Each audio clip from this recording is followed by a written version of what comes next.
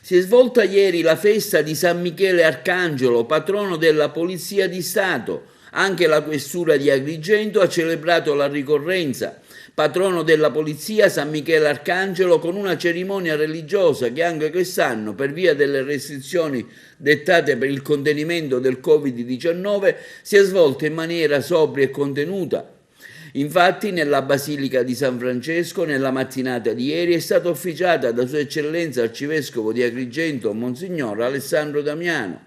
Alla celebrazione eucaristica erano presenti il prefetto di Agrigento Rita Cocciufa, il questiore Rosa Maria Graci, il sindaco Miccichè, le massime autorità militari e civili e provinciali appartenenti alle sezioni ANPS di Agrigento e vari poliziotti.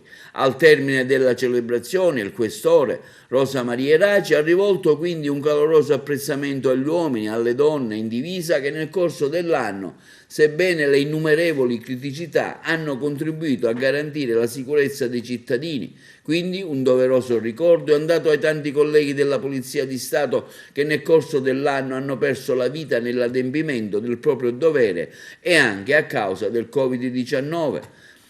Il questore ha salutato le autorità intervenute, rivolgendo loro parole di riconoscenza al vescovo celebrante e alle autorità civili e militari per aver voluto condividere con la Polizia di Stato un importante momento della tradizionale celebrazione in onore di San Michele Arcangelo, patrono della Polizia.